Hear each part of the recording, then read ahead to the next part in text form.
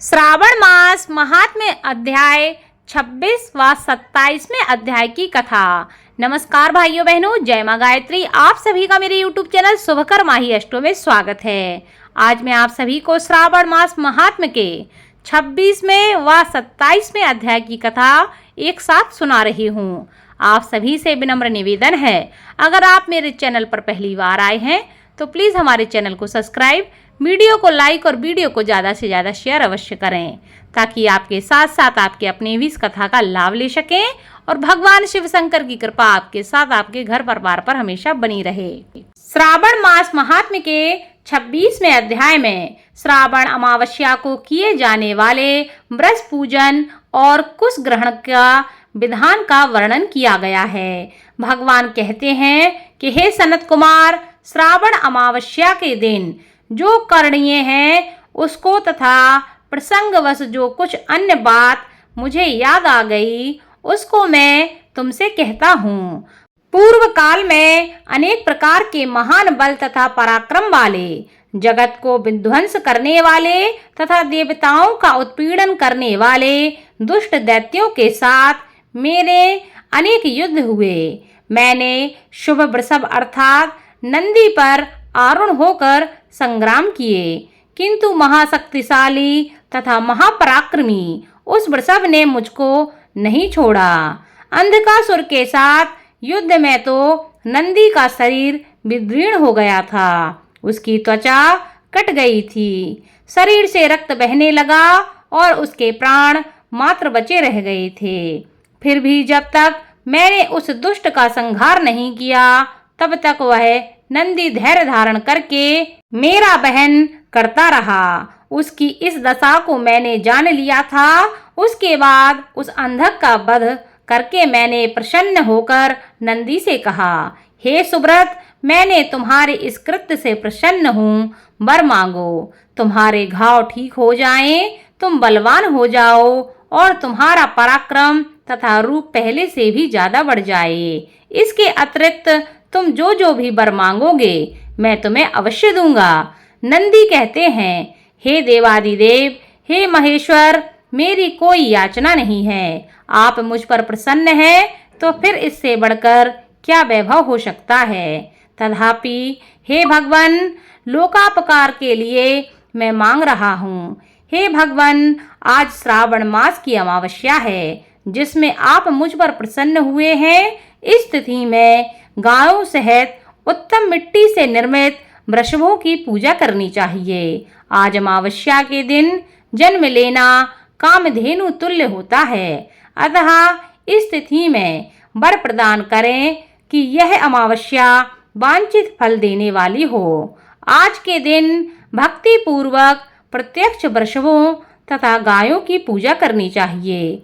गेरू आदि धातुओं से प्रयत्न पूर्वक उन्हें भूषित करना चाहिए। उनके सींगों पर सोना, चांदी आदि के पत्थर, मणि और रेशम के बड़े बड़े गुच्छों को भी सींगों पर बांधना चाहिए।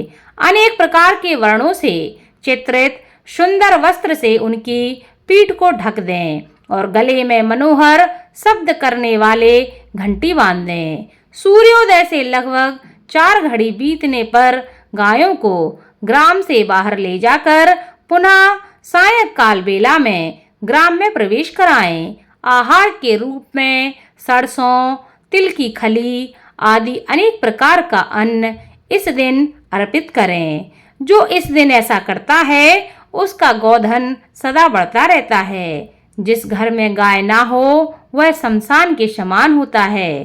पंचामृत पंचगव्य दूध के बिना नहीं बनते। गोबर से लेप किए बिना घर पवित्र नहीं होता। हे सर्वोत्तम, जहाँ गौमूत्र से छिड़काव नहीं होता वहाँ चींटी आदि जंतुओं का उपद्रव विद्यमान रहता है। हे महादेव, दूध के बिना भोजन का रस ही क्या है। हे प्रभु, यदि आप मेरे ऊपर प्रसन्न हैं तो इन वरों को तथा अन्य वरों को भी मुझे प्रदान करें।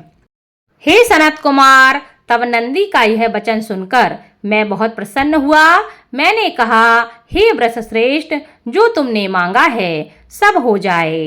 हे नंदी, इस दिन का जो अन्य नाम है उसे भी सुनो। जो वृषभ किसी के द्वारा कहीं भी किसी कार्य में प्रयुक्त नहीं किया जाता और तृण खाता हुआ तथा जल पीता हुआ जो शांति पूर्वक विचरण करता है तथा महान वीर व बलशाली होता है, उसे पोल कहा जाता है। अतः हे नंदिन, उसी के नाम से यह दिन पोला नाम वाला होगा। इस दिन अपने इष्ट बंधुओं के साथ महान उत्सव मनाना चाहिए। हे वत्स, मैंने उस दिन ये श्रेष्ठ वर प्रदान किए थे। अतः लोगों के द्वारा इस श्रेष्ठ दिन को पोला नाम वाला कहा गया है। इस दिन सभी कामनाओं को पूर्ण करने वाला वृषभों का महान उत्सव करना चाहिए। इसके साथ ही अब मैं इसी तिथि में किए जाने वाले कुश ग्रहण का वर्णन करूंगा। श्रावण मास की अमावस्या के दिन पवित्र होकर कुशों को उखाड़ लाएं। वे कुश सदा ताजे होते हैं, उन्हें बार बार प्रयोग में लाना चाहिए।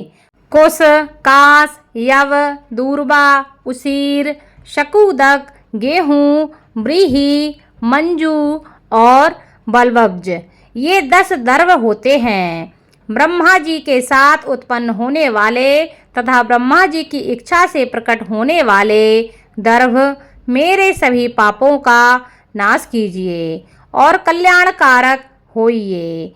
इस मंत्र का उच्चारण करने के साथ ईशान दिशा में मुख करके हुम फट मंत्र के द्वारा एक ही बार में कुश को उखाड़ लें, जिनके अग्रभाग टूटे हुए ना हो तथा शुष्क ना हो। वे हरित वर्ण के कुश श्राद्ध कर्म के योग कहे गए हैं और जड़ रहित कुश देव कार्यों तथा जप आदि में प्रयोग किए जाते हैं। 7 पत्तों वाले कुश देव कार्य तथा पितृ कार्य के लिए श्रेष्ठ होते हैं। मूल रहित तथा गर्भयुक्त अग्रभाग वाले तथा 10 अंगुल प्रमाण वाले 2 दर्भ पवित्रक के लिए उपयुक्त होते हैं। ब्राह्मण के लिए 4 कुश पत्रों का पवित्रक बताया गया है और अन्य वर्णों के लिए क्रमशः 3, 2 और 1 दर्भ का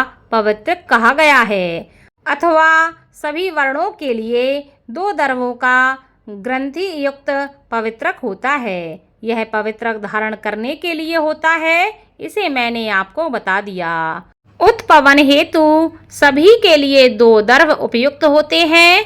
50 दर्भों से ब्रह्मा और 25 दर्भों से बिस्तर बनाना चाहिए। आचमन के समय हाथ से पवित्रक को नहीं निकालना चाहिए। विकर के लिए पिंड देने तथा अग्नोकरण करने के साथ और पाद देने के पश्चात पवित्रक का त्याग कर देना चाहिए।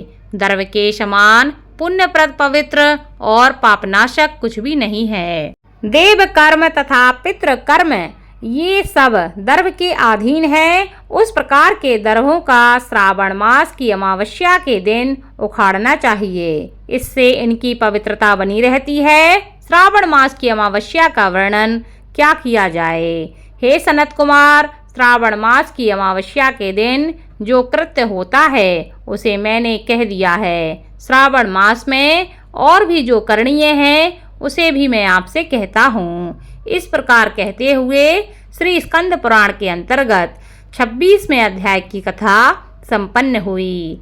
इसके बाद सुनते हैं 27वें अध्याय की कथा। श्रावण मास महात्म्य के 27वें अध्याय में कर्क संक्रांति और सिंह संक्रांति में किए जाने वाले कार्यों का वर्णन किया गया है। भगवान शिव कहते हैं कि हे सनत कुमार, श्रावण मास में कर्क संक्रांति तथा सिंह संक्रांति आने पर उस समय जो कृत्य किए जाते हैं उन्हें भी मैं आपसे कहता हूँ।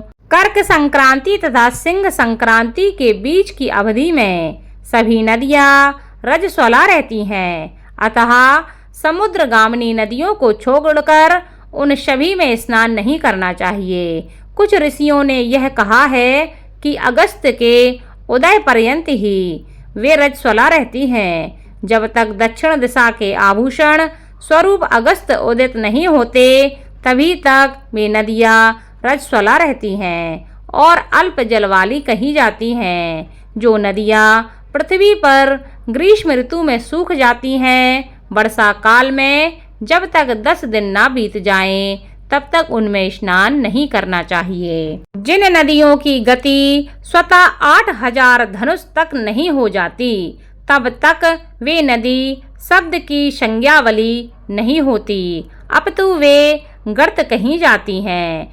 कर्क संक्रांति के प्रारंभ में 3 दिन तक महानदियां रजस्वला रहती हैं। वे स्त्रियों की भांति चौथे दिन शुद्ध हो जाती हैं। हे मुनि, अब मैं महानदियों को बताऊंगा, आप सावधानी पूर्वक सुनिए। गोदावरी, भीमरथी, तुंगभद्रा, वेनिका, तापी, पयोष्णी, ये 6 नदियां विंध्य के दक्षिण में कहीं गई हैं। भागीरथी, नर्मदा, यमुना, सरस्वती, विशोका, विस्तता, ये 6 नदियां विंध्य के उत्तर में कहीं गई हैं। ये 12 महानदियां देवऋषि क्षेत्र से उत्पन्न हुई हैं। हे मुनि, देवका, कावेरी, बंजरा, कृष्णा, ये महानदियां कर्क संक्रमण के प्रारंभ में 1 दिन तक रजस्वला रहती हैं। गोमती नामक नदी कर्क संक्रमण होने पर 3 दिनों तक रजस्वला रहती है। चंद्रभागा, सती, सिंधु, सरयू, नर्मदा, गंगा, यमुना, प्लक्षजाला, सरस्वती, ये जो नाद संज्ञा वाली नदियां हैं, वे रजोदोष से युक्त नहीं होती। शोड़, सिंधु, हिरण्य, कोकिल, आहित, घर घर तथा सतदु, ये 7 नाद पवित्र कहे गए हैं। धर्म द्रव्यमयी गंगा, पवित्र यमुना तथा सरस्वती, ये नदियाँ गुप्त रजो दोष वाली होती हैं, अतः हे सभी अवस्थाओं में निर्मल रहती हैं। जल का यह रजोदोष नदी तट पर रहने वालों को नहीं होता है। रजो धर्म से दूषित जल भी गंगा जल से पवित्र हो जाता है। प्रसव अवस्था वाली बकरियां, गायें, भैंसें व स्त्रियां और भूमि पर वृष्टि के प्रारंभ का जल, ये 10 रात व्यतीत होने पर शुद्ध हो जाते हैं। कुएं तथा बावली के अभाव में अन्य नदियों का जल अमृत होता है। रजो धर्म से दूषित काल में भी ग्राम भोग नदी दोषमय नहीं होती। दूसरे के द्वारा भरवाए गए जल में रजो दोष नहीं होता। उपाकर्म में, उत्सर्ग कृत्य में, प्रातः काल के स्नान में, विपत्तियों में, सूर्य ग्रहण काल में तथा चंद्र ग्रहण काल में रजो दोष नहीं होता। हे सनत कुमार, अब मैं सिंह संक्रांति में गो प्रसव के विषय में कहूँगा। सिंह राशि में सूर्य के संक्रमण होने पर यदि गौ प्रसव होता है, तब जिसकी गाय प्रसव करती है उसकी मृत्यु 6 महीनों में ही हो जाती है। मैं इसकी शांति भी बताऊंगा, जिससे सुख प्राप्त होता है। प्रसव करने वाली उस गाय को उसी क्षण ब्राह्मण को दे देना चाहिए। उसके बाद घृत मिश्रित काली सरसों से होम करना चाहिए। इसके बाद ब्याहतियों से घृत में सिक्त तिलों की 1008 आहुतियाँ डालनी चाहिए। उपवास रखकर विप्र को प्रयत्न पूर्वक दक्षिणा देनी चाहिए। सिंह राशि में सूर्य के प्रवेश करने पर जब गोष्ठ में गो प्रसव होता है, तब कोई अनिष्ट अवश्य होता है, अतः उनकी शांति के लिए शांति कर्म अनुष्ठान करना चाहिए।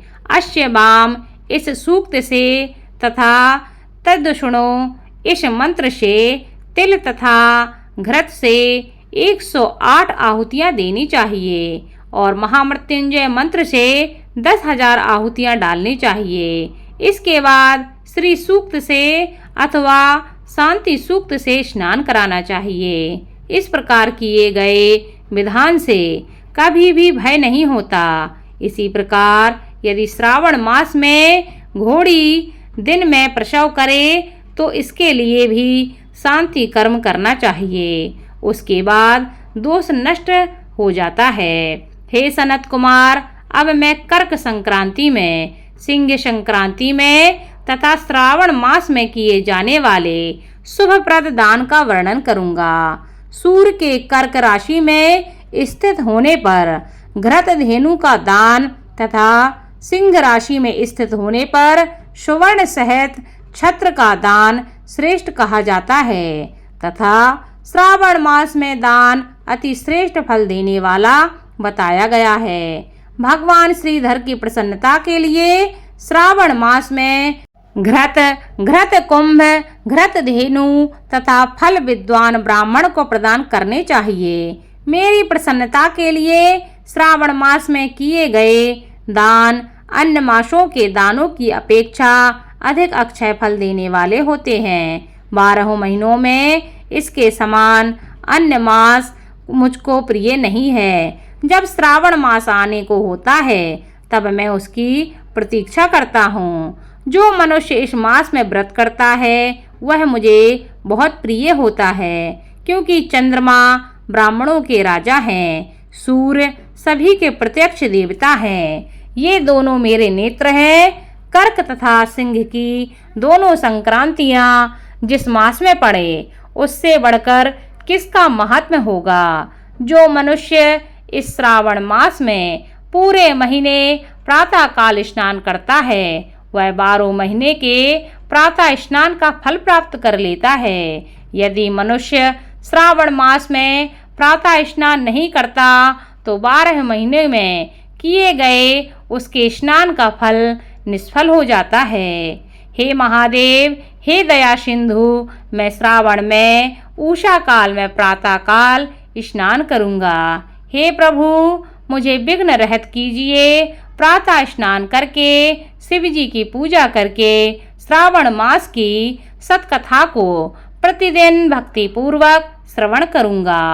बुद्धिमान व्यक्ति इस प्रकार से ही सारा मास व्यतीत करते हैं। अन्य मासों की प्रवृत्ति पूर्णमासी प्रतिपदा से होती है, किंतु इस मास की प्रवृत्ति अमावस्या की प्रतिपदा से होती है। श्रावण मास की कथा के महात्म्य का वर्णन भला कौन कर सकता है। इस मास में व्रत, स्नान, कथा, श्रवण आदि से जो 7 प्रकार की बांध्या स्त्री होती है वह भी सुंदर पुत्र प्राप्त करती है। विद्या चाहने वालों को विद्या की प्राप्ति होती है। बल की कामना करने वाले को बल मिल जाता है। रोगी को आरोग्य की प्राप्ति होती है। बंधन में पड़ा हुआ व्यक्ति बंधन से छूट जाता है। धन का अभिलाषी व्यक्ति को धन प्राप्त होता है। धर्म के प्रति मनुष्य को अनुराग हो जाता है तथा पत्नी की कामना करने वाला उत्तम पत्नी को प्राप्त करता है। हे मानद, अधिक कहने से क्या प्रयोजन। मनुष्य जो चाहता है उसको प्राप्त कर लेता है और मृत्यु के बाद मेरे लोक में जाकर मेरे सानिध्य में आनंद को प्राप्त करता है। कथा सुनाने के बाद वस्त्र, आभूषण आदि से तथा कथावाचक की विधिवत पूजा करनी चाहिए। जिसने वाचक को संतुष्ट कर दिया उसने मानो भगवान शिव को प्रसन्न कर दिया। श्रावण मास के महात्म्य की कथा को सुनकर जो वाचक की पूजा नहीं करता यमराज उसके कानों को छेदते हैं और वह दूसरे जन्म में बहरा होता है। अतः सामर्थ्य के अनुसार वाचक की पूजा अवश्य करें। जो मनुष्य उत्तम भक्ति के साथ इस श्रावण मास के महात्म्य का पाठ करता है और सुनता है और दूसरों को भी सुनाता है उसको अनंत पुण्य की प्राप्ति होती है और मेरी कृपा उस पर हमेशा बनी रहती है। इस प्रकार श्री स्कंद पुराण के अंतर्गत ईश्वर सनत कुमार संवाद में श्रावण मास महात्म्य में नंदी, रजोदोष, सिंह, गौप्रसव, सिंह कर्कट, श्रावण स्तुति, वाचक पूजा कथन नामक 27वां अध्याय भी संपूर्ण हुआ। आगे की कथा आपको अगले अध्याय में सुनने को मिलेगी। इसमें आपने सुनी है 26वें व 27वें अध्याय की कथा। धन्यवाद।